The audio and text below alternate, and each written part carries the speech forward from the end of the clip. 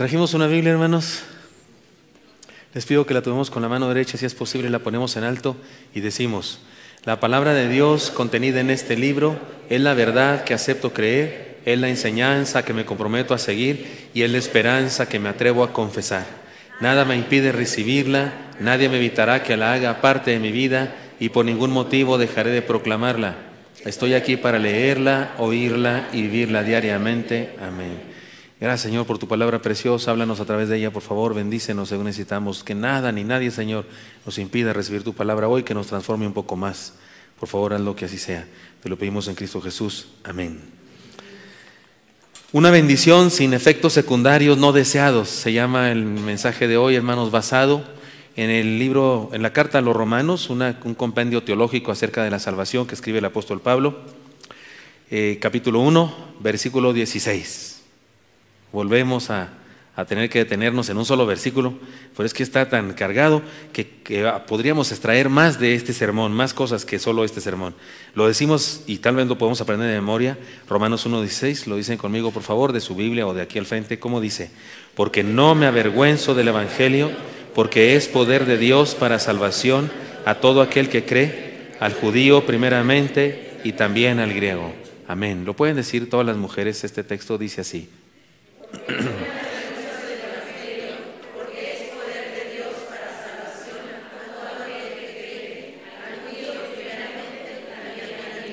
Lo decimos todos los varones, hermanos, por favor. Porque no me avergüenzo del Evangelio, porque es poder de Dios para salvación a todo aquel que cree, al judío primeramente y también al griego. Amén. Todos los medicamentos tienen contraindicaciones o efectos no deseados, ¿no es cierto? Y alguien me dijo, y si no tiene eso, entonces no es medicamento. En este pasaje Pablo nos habla de los beneficios del Evangelio de Dios como una medicina celestial, pero aleluya, esta medicina celestial no tiene contraindicaciones. Se trata de uno de esos pasajes en donde de manera más clara se nos muestran los beneficios del Evangelio del Señor. Es un texto importantísimo en la teología cristiana. Por eso digo que debíamos sabernoslo de memoria todos nosotros. Si leemos este pasaje y lo estudiamos parte por parte, como lo haremos ahora, creo que podemos entender el Evangelio a cabalidad. Primeramente, entonces, ¿qué nos enseña este pasaje? Que nos habla del Evangelio de la plenitud, porque no me avergüenzo del Evangelio. Usted y yo podemos interpretar esto de no me avergüenzo del Evangelio en el sentido de mexicano, castellano. No me da vergüenza y no me da vergüenza decir que soy evangélico. No me da vergüenza orar cuando estoy en un restaurante y todos los demás son inconversos, porque hay cristianos que se avergüenzan de eso, ¿verdad? Así oran así como que rápido, para que no los vea nadie, porque creen que va a decir la gente que este loco está orando, pero pues, ¿cuál es el problema? Hay gente que sale con su disfraz de no sé qué, o los que andan así con una colita acá, o los que traen un crucifijo gigantesco, o pintada aquí la Santa Muerte, o algún otro, ¿verdad? La imagen de la tilma de Juan Diego en la espalda, algo así. No se avergüenzan, porque el cristiano debería de avergonzarse del Evangelio. Pero no es lo que dice solamente, no. Déjeme decirle que esa sería una interpretación muy simple. Es más, creo que Dios da por hecho que nadie se avergüenza de esa manera. No está hablando de eso. O sea, porque si alguien se avergüenza de esa manera, no es cristiano, punto. O sea, se acabó. Si a alguien de veras le da vergüenza decir que es cristiano, le da vergüenza orar, le da vergüenza decir que siga a Jesucristo, pues no es cristiano, va a la iglesia. Es religioso, pero, o sea, es que no es exactamente lo que dice. Nomás que necesitamos entender las palabras que utiliza aquí. Miren, en Génesis 2:25 dice: y estaban ambos desnudos, Adán y su mujer, y no se avergonzaban. Ahora, usted y yo podemos pensar que no se avergonzaban y eso que estaban desnudos, que no tenían inhibiciones. No, vergüenza es una palabra más significativa en la Biblia. Les sigo explicando. Los salmos imprecatorios son esos salmos que piden cosas malas para los enemigos. Son los salmos imprecatorios. Piden vergüenza para los enemigos de Dios. Perdón, para los enemigos de David. David pide que sus enemigos sean avergonzados. Salmo 35:26 y Salmo 59:13. ¿Quién me los lee, por favor? Espero tener correcta la cita. 35:26 y 59:13. Insisto en que, ¿cómo dice? ¿Cuál tienes, hermano? 35. Voy a prender este micrófono, mis hermanos. Dice: sean avergonzados y confundidos a una los que de mi mal se alegran. Vístanse de vergüenza y de confusión los que se engrandecen contra mí. 59:13, ¿quién lo tiene? ¿Quién lo tiene? Acá, hermano, adelante. Acábalos con furor, acábalos para que no sean, y sépase que Dios gobierna en Jacob hasta los fines de la tierra. ¿Sí es Salmo 59:13? Muy bien, nos quedamos con el primero. Por eso yo suponía que este está mal, no sé cuál será la cita, pero desde que lo vi se me hizo sospechoso, pero no importa, el texto que leyó el hermano está clarísimo. ¿Cuántas veces dice vergüenza ahí? Unas 2 o 3 veces. Es decir, David pedía para sus enemigos, usted y yo podemos decir, pues que pida que se mueran, ¿no? Que pida que los orine un perro, que pida que los atropelle el metro, pero pide vergüenza para ellos, porque vergüenza en el contexto teológico del Antiguo Testamento y también del Nuevo significa mucho. Los proverbios de Salomón nos desafían a un comportamiento sabio para evitar la vergüenza. Por ejemplo, Proverbios 13:18, Proverbios 19:26. Otra vez me ayudan, porque Proverbios, ¿qué dije? 13:18 y 19:26. Sí, pequeña. ¿Cómo dice? Pobreza y vergüenza tendrán el que menosprecia el consejo, mas el que guarda la corrección recibirá honra. 13:18 leyó, ¿verdad? ¿Y qué dice el 19:26? Acá para darle chance a otro. El que roba a su padre y ahuyenta a su madre es hijo que causa vergüenza y acarrea oprobio. Gracias. Lo que quiero demostrar con esto, para que no sea nomás así como que dije algo, es que el concepto vergüenza en la Biblia es lo contrario a la plenitud. Adán y Eva tenían plenitud, es lo que quiere decir, y no se avergonzaban. No significa solamente que no decían, ay, estoy desnudo. No significa solamente eso, significa que no, siempre lo digo en una boda, oiga, no tenían celular, ¿no es eso grave? No tenían internet, ¿no es eso grave? No tener rayitas, ¿no es eso como para morirse? No tenían eso, no tenían carro, no tenían gel para el pelo, para los que se ponen kilos y más kilos, y no tenían pena, estaban felices. Cuando dicen no se avergonzaban, está diciendo y tenían plenitud. Antes de la caída no les hacía falta nada.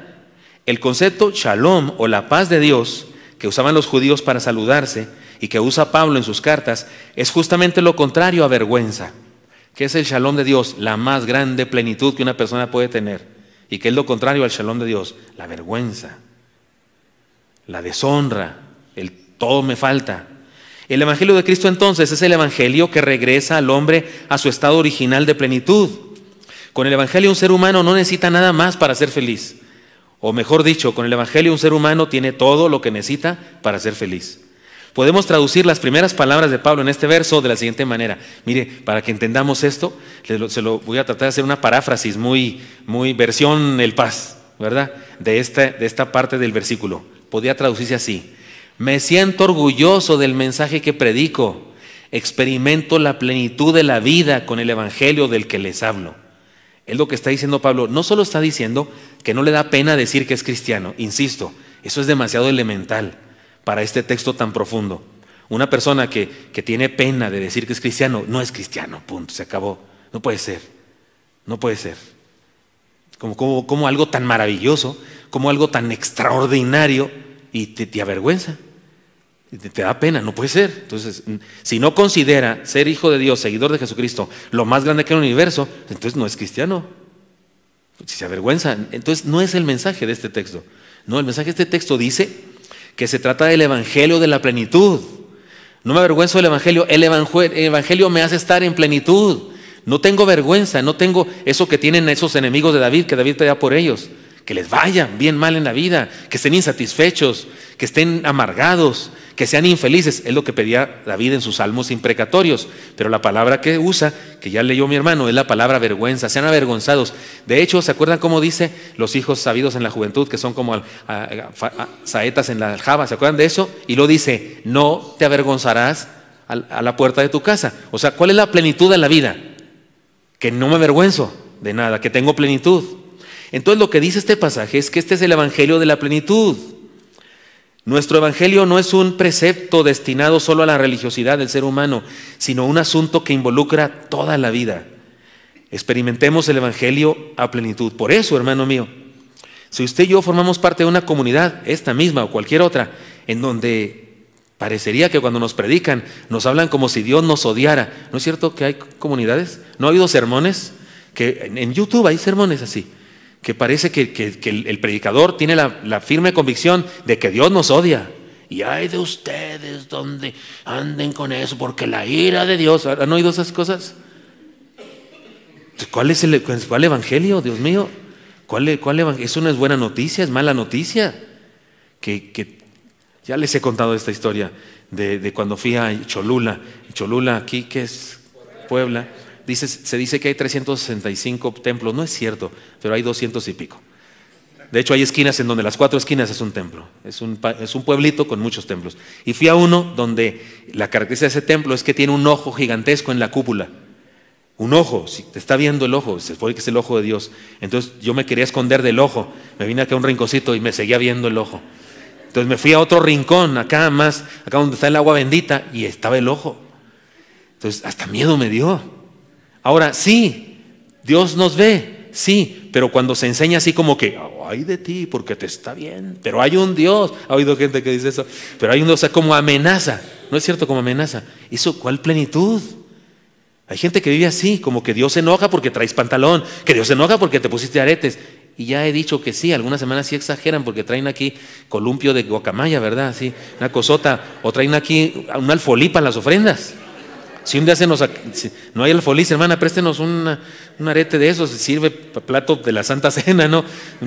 Perdón, pero hay gente que creen que Dios se enoja de todo eso. Es más, de que se rían ustedes. Hay gente que piensa que porque los hago reír está mal. Cuando la Biblia dice que nuestra boca se llenará de risas, ¿dice o no dice eso? Predican un Dios y un evangelio que no es de plenitud. Es un evangelio de vergüenza para algunos.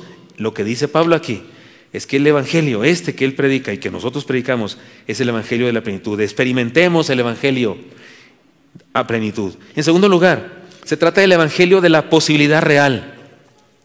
La siguiente frase del pasaje dice, léanlo conmigo, está en la pantalla, pues es poder de Dios. Toda doctrina o filosofía, todo movimiento y todo líder ofrece algo a sus seguidores. Toda doctrina, algo, ¿no? Que pare de sufrir, ¿no? Algunas veces se trata de un espejismo y otras de una complicada maraña de recovecos morales que nadie puede cumplir. El evangelio que nos ha sido predicado y ahora predicamos es la idea más maravillosa de Dios. Es su poder más extraordinario. Es la estrategia para hacer posible lo más difícil del universo: salvarnos. La palabra que usa Pablo para poder es la palabra dunamis. Ya lo sabemos casi todos, que cada vez que aparece en la Biblia poder o algo así es dunamis, de donde viene la palabra dinamita, por supuesto. Así que el evangelio es dinamita de Dios para una salvación real. No se trata solo de ideas que producen bienestar moral a los que las creen, ni de una esperanza ilusoria, sino de un auténtico poder que constituye la única posibilidad real del hombre y la mujer para salvarse.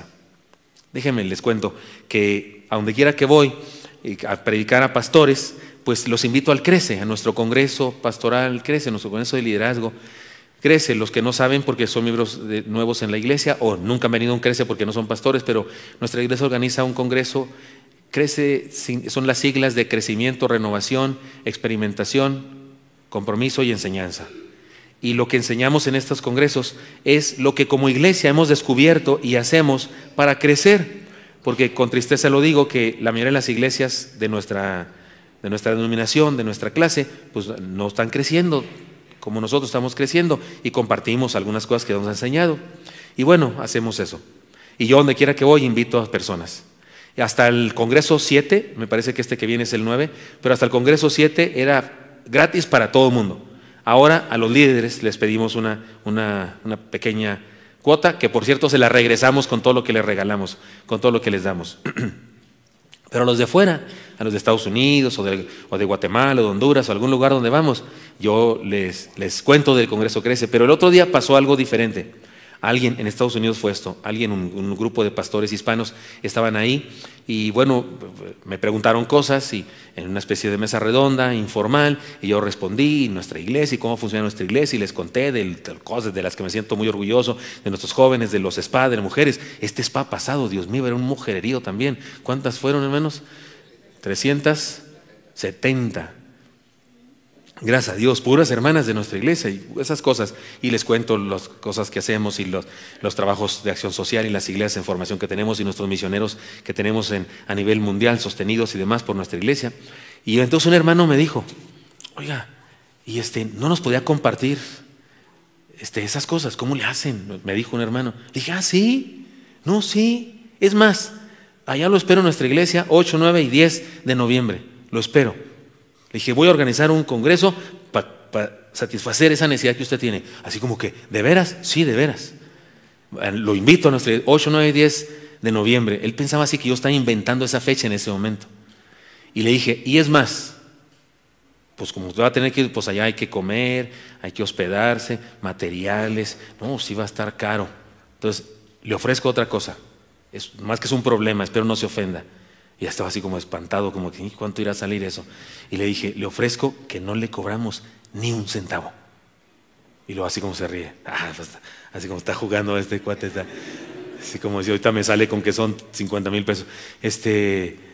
Pero ¿cuándo es? Sí, ¿pero usted lo va a organizar? Sí, le dije, no se preocupe, lo organizamos cada año.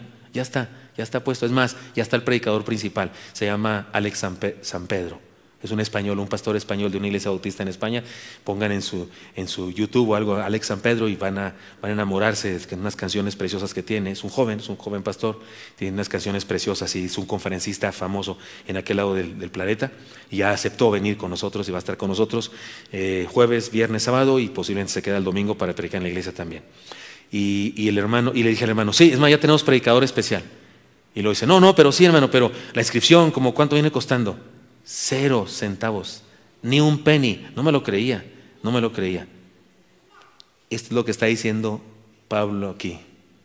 Está diciendo, esta es la locura más grande que Dios ha hecho y que ha hecho cualquier Dios, no hay otro, pero si hubiera, que ha hecho cualquier persona. Es la locura más grande que ha hecho nadie.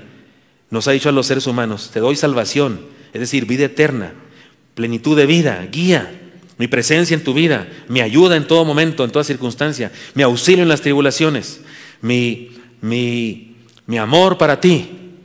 Sí, Señor, y más o menos hasta dónde me debo ir de rodillas. Y más o menos cuántos nopales debo ponerme en la espalda como penitencia. Más o menos cuántos latigazos debo flagelar mi cuerpo.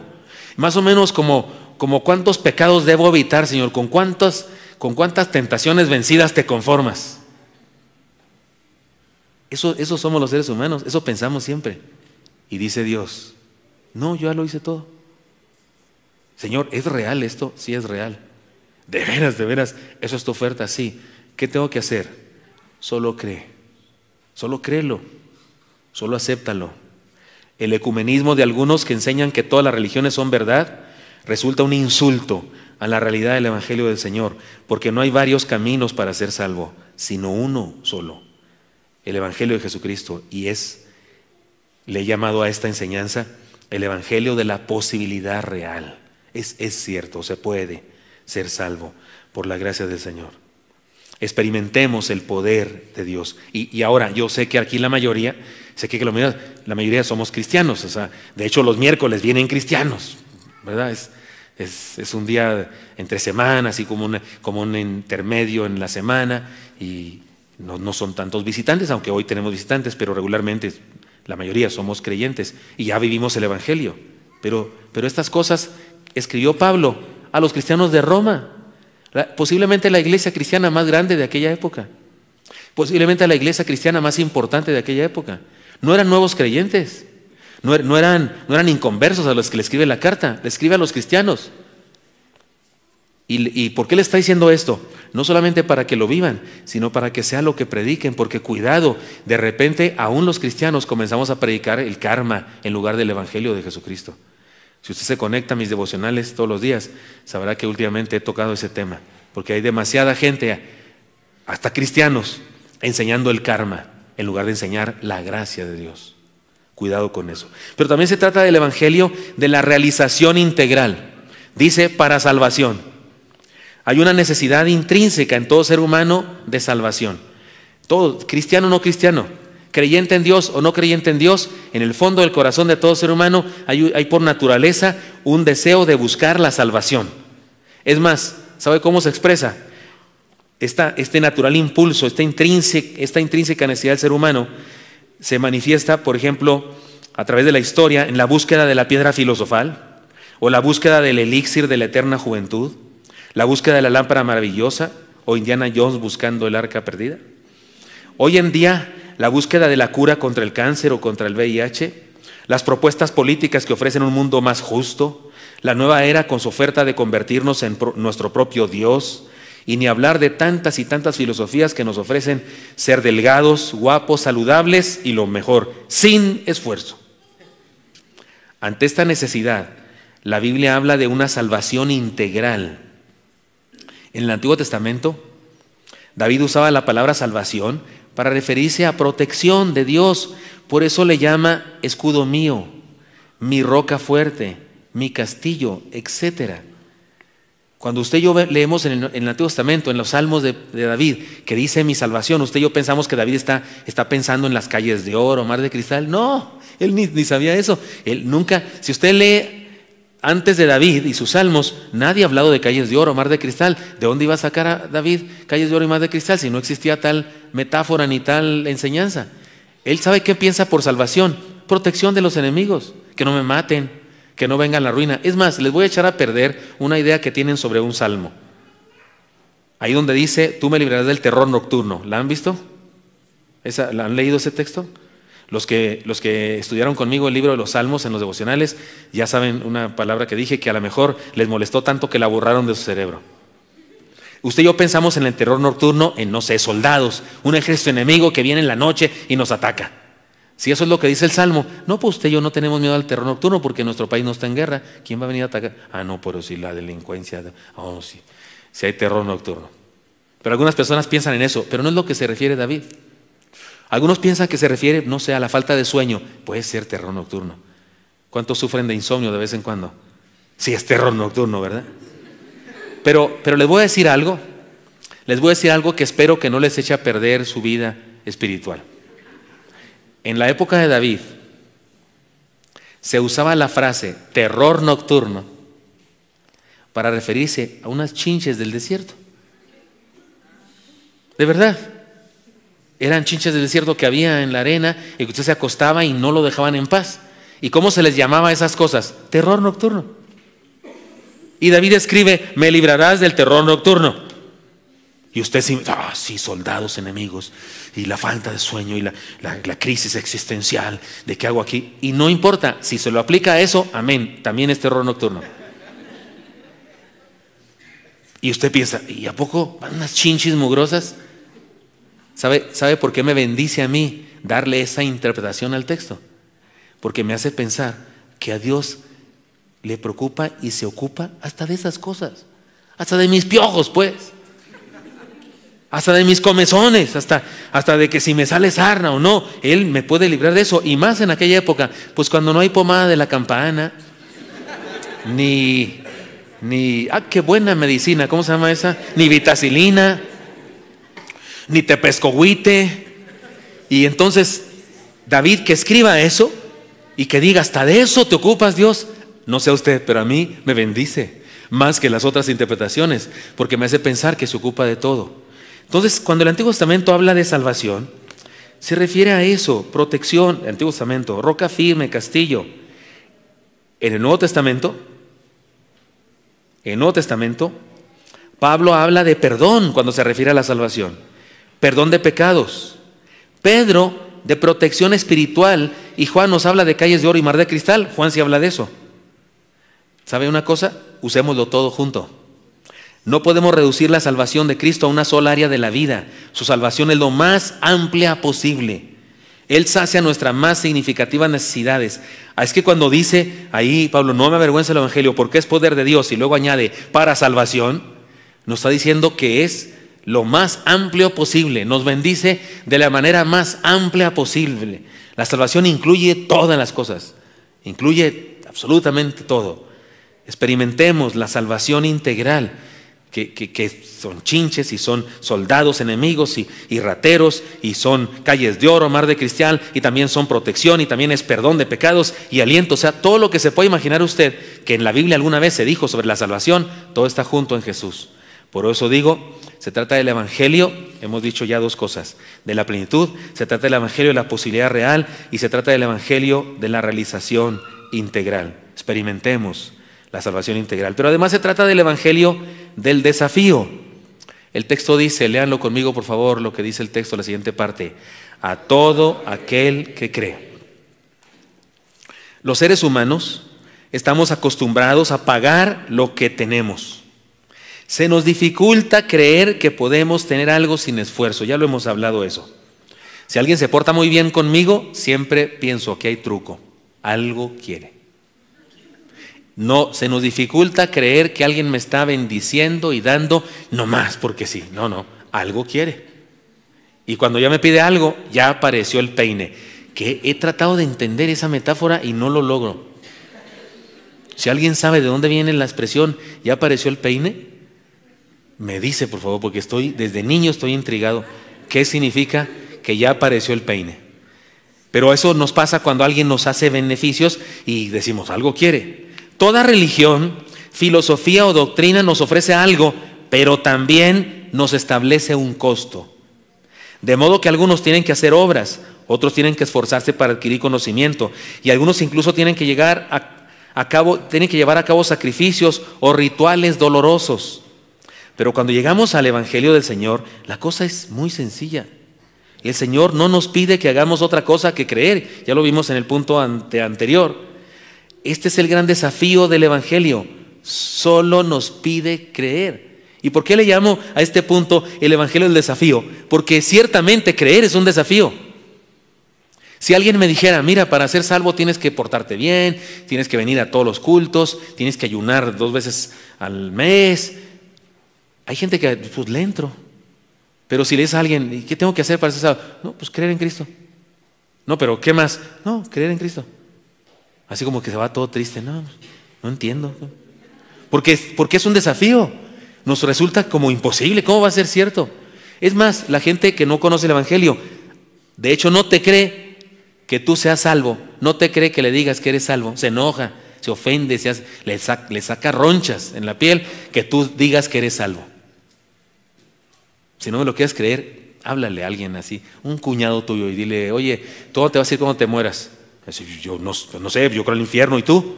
Así, porque es cuñado, ¿no? Los cuñados hablan golpeado. Entonces tú ya le dices, yo voy al cielo. Ay, sí. Ay, te crees muy santo, ¿no? No, soy un pecador empedernido, pero Cristo murió por mí.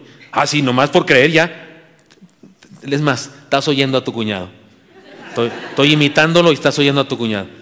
Claro, si es cristiano tu cuñado, no vayas con él, por Dios, estoy metafóricamente diciendo de uno que no es cristiano. ¿Sí capta? No voy a ir con su cuñado a decir, el pastor no tiene razón, mi cuñado sí cree. Pues si es cristiano, es pastor de la iglesia, no sé dónde, cómo crees. Pero a la gente le resulta un desafío enorme creer, solo creer, solo creer. ¿Cómo hacer eso? No puedo creerlo. Podemos decir que justamente se trata de no hacer nada y creer. Se trata de dejar de querer salvarnos a nosotros mismos y dejarnos salvar por la gracia de Dios. Mucha gente preferiría tener que pagar por su salvación. Otros se esfuerzan actualmente para ser salvos y se sienten satisfechos de su esfuerzo. Hay gente que se esfuerza mucho, se siente satisfecha. Yo supe que una tía no era cristiana cuando me decía que no, ya estoy yendo a la iglesia, sobrino. Ya estoy yendo a la iglesia y ya fíjate que yo voy por personas que no pueden ir al templo y las llevo en mi carro. O sea, estoy haciendo obras. Ya me voy ganando la gracia de Dios. Y yo entendí, esta no entiende nada. Yo supe, esta no es cristiana. Y yo traté de decirle algo, pero dije, con respeto, hay que se lo explique su pastor. Pero se sentía ya muy cristiana, pero no había entendido eso. Pensaba que estaba haciendo obras para ganarse la gracia. ¿Se puede ganar la gracia? Pues entonces no es gracia. Si te ganas algo, es tu trabajo, es tu salario. No, la gracia no se gana, se recibe, es gracia. No la mereces. Otros se esfuerzan actualmente para ser salvos y se sienten satisfechos de su esfuerzo. Pero el evangelio que Pablo predicaba y que nosotros creemos es un desafío a creer. Ya les he contado esta historia, pero déjenme para ilustrar esto porque es muy importante esta verdad que tenemos que entender. ¿Se acuerdan de aquel soldado de Napoleón? El ejército de Napoleón es un soldado recién incluido al ejército, es un jovencito, no tiene ni un mes en el ejército, y resulta que se incluye y Napoleón va en su caballo blanco. ¿De qué color era el caballo blanco de Napoleón? Y va a pasar revista a su ejército, varios miles de soldados formados haciendo cosas con su sable en honor a Napoleón, el chaparrito aquel montado en su caballote. Y de pronto, en los movimientos de sus espadas, el caballo se desboca, se dice eso, se vuelve loco, empieza a correr como loco porque tiene problemas de estar amaestrado, y todos formados viendo a su emperador saltando en el caballo. Pero este jovencito rompe filas, cosa que no debió hacer. Rompe filas porque ama a su emperador y ve por dónde va a venir el caballo y lo espera, le grita porque él creció con caballos. Acaba de llegar al ejército, pero él creció en una granja de caballos, sabe de eso. Y hace unos gritos, unos sonidos al caballo, el caballo responde a su autoridad de humano, relincha por última vez, le detiene del crino, del copete y del freno, y entonces dice: ¿puede bajar usted, majestad? Y Napoleón Bonaparte le dice al jovencito: muchas gracias, mi teniente. No era teniente, era un soldado raso, para teniente le faltaban 50 años. Y dice el jovencito: ¿qué creen que dijo? No soy teniente. No, dijo: ¿de qué regimiento, majestad? Y le dice el emperador: de mi guardia personal, por supuesto. Preséntese mañana a primera hora en el palacio. Y al otro día a las 6 de la mañana está un jovencito sin condecoraciones, con un uniforme de soldado raso, tocando la puerta del palacio. Abre un sargento. Dice: ¿quién es usted? Dijo: soy el teniente fulano de tal. Teniente, le dice cuando lo ve así sin condecoraciones. Teniente, ¿por órdenes de quién? Por órdenes de su majestad, el emperador Napoleón Bonaparte. Así: pase, teniente. Tome el mando, usted es el más grande aquí, díganos qué hacemos. Se la creyó, captaron la idea de lo que quiero enseñar, se la creyó. ¿Eres salvo? Sí. ¿Por órdenes de quién? Por órdenes de su majestad, el emperador de todo el universo, el que hizo todo cuanto existe. Él dijo que soy su hijo, que soy salvo, y háganle como quieran los demás. ¿Estoy hablando claro? Es el evangelio del desafío a todo aquel que cree, porque es un desafío creer. Y es el evangelio incluyente, al judío primeramente y también al griego, dice al final. Se trata de una figura literaria, al judío primeramente y también al griego. Se trata de una figura literaria que significa toda la humanidad, porque los judíos dividían la humanidad en dos: nosotros y los demás. Aquí, si lo queremos traducir a nuestro patriotismo, podríamos decir al mexicano y a todos, ¿no? Pero no, porque los judíos se fueron primero. Es decir, todo ser humano es apto para el evangelio si está dispuesto a creer. No hay barreras para Dios. Somos los seres humanos los que tenemos la manía de excluir. Excluimos a los demás por su nacionalidad, por su sexo, por su nivel económico, social, por sus apellidos o simplemente por elitismo. El evangelio abre puertas, quita candado y establece lazos de amistad entre los hombres. Eso significa que yo estoy incluido, pero también significa que mi prójimo está incluido. Y significa que todos aquellos que aún no han sido alcanzados deben ser incluidos. El evangelio implica también un impulso misionero. Incluyamos a todos con el evangelio. Y de hecho, cuando dice al judío primeramente, también al griego, y cuando dice anteriormente a todo aquel que cree, me parece que es una clara enseñanza de que aquello de la elección, unos para salvación y otros para perdición, es un error garrafal. Si no, ¿para qué dice para que todo aquel que cree? Diría para que todo aquel que Dios escogió sea salvo, ¿no? Diría eso. O sea, para que todo aquel que Dios decidió que sea salvo, ya que sea salvo. No, dice para que todo aquel que cree, porque es una oferta para todo mundo, para el judío primeramente y también al griego. Es una oferta para todos. Y el ser humano puede elegir rechazar esa oferta y perderse, o puede elegir aceptar esa oferta y ser salvo. No por sus fuerzas, no, por la gracia de Dios. Pero Él hace efectiva la salvación al creer. Incluyamos a todos con el evangelio. Podemos decir que el mundo está lleno de evangelios apócrifos. Eso sí traen reacciones secundarias. Eso sí. Evangelios apócrifos, ideas, religiones, filosofías, ofertas para los seres humanos necesitados de salvación. Porque acuérdense, está intrínsecamente relacionado con el corazón del ser humano la necesidad de salvación. Y muchos se dejan engañar por esas cosas sin encontrar el alivio real a sus problemas. El Evangelio de Jesucristo nuestro Señor ha sido, es y seguirá siendo la única respuesta real y disponible para todo ser humano.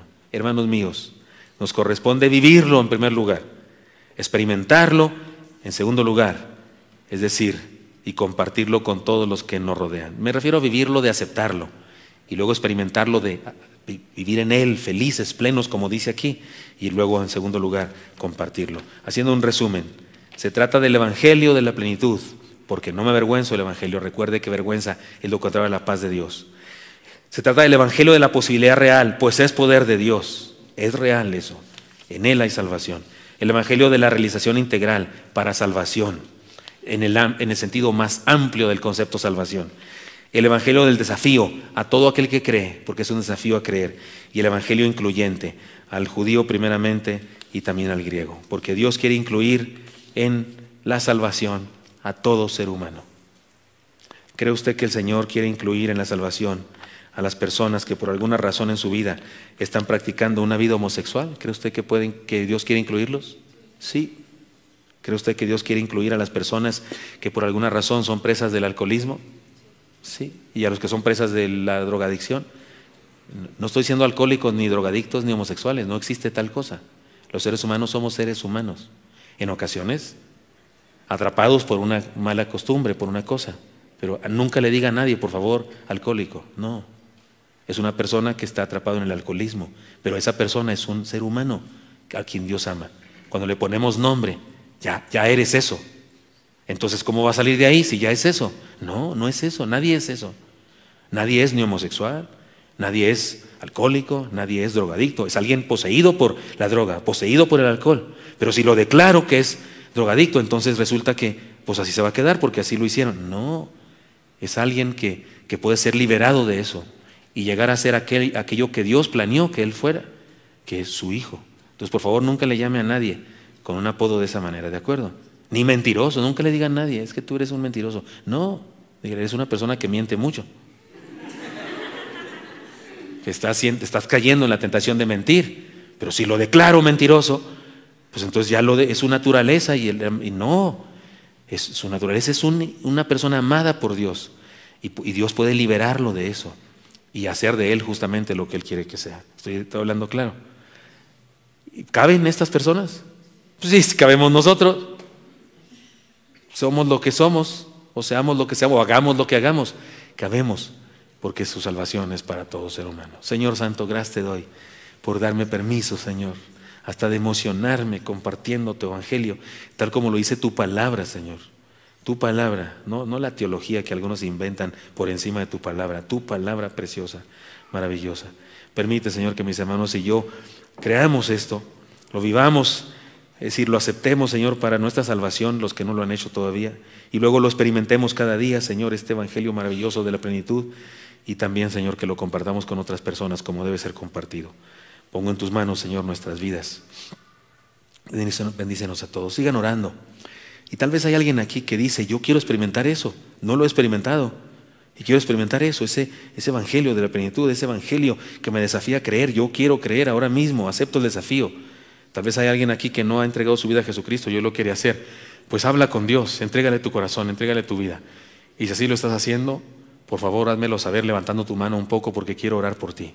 Alguien aquí que quiera hacer, Dios le bendiga, joven, le felicito de todo corazón. Dios le bendiga, Señor, le felicito, varón. Dios le bendiga. ¿Alguien más toma esa decisión? Dios te bendiga, también te felicito. Qué buena decisión has tomado. Dios le bendiga a los que están. Dios le bendiga, Señor, lo felicito de todo corazón. Vamos a orar. Y pido a los que Dios le bendiga, pequeñas allá, qué lindas, preciosas. Ya les vi. Si alguien más, levante su mano. Pero a todos los que ya la levantaron, ponte de pie ahí en tu lugar, por favor. Quiero orar por ti y quiero pedir a Dios que te bendiga. Los que levantaron su mano, pónganse de pie. Pequeñitas también, si levantaste tu mano, pónganse de pie. Vamos a orar. Señor Santo, mira a estas personas, Señor, tomando esta decisión tan importante, trascendente, la más importante de todas, de hecho, en la vida, Señor. Tómalos en tus manos, Señor, por favor. Escucha sus oraciones, incluso sus silencios, Señor, ahí en su corazón. Escúchales y bendíceles, Dios. Permíteles que este evangelio tuyo, Señor, este evangelio de la plenitud, este evangelio que es para todo, este evangelio que desafía a los seres humanos, les inunde, Señor, y que caminen contigo a partir de hoy, Dios. Los pongo en tus manos, por favor, bendíceles. Tómales en tu gracia, Señor, en tu misericordia, y transfórmales cada día más. Te bendigo, Señor, porque les has movido por tu Santo Espíritu a tomar esta decisión, y ahora te pido, Señor, que puedan vivir este evangelio tuyo a plenitud. Los pongo en tus manos, en Cristo Jesús. Amén. Si alguien está cerca de estas personas que están de pie, dele un apretón de manos o un abrazo, felicitándole, por favor, por su decisión. Que nadie de los que están de pie se quede sin una felicitación, por favor. Dios les bendiga.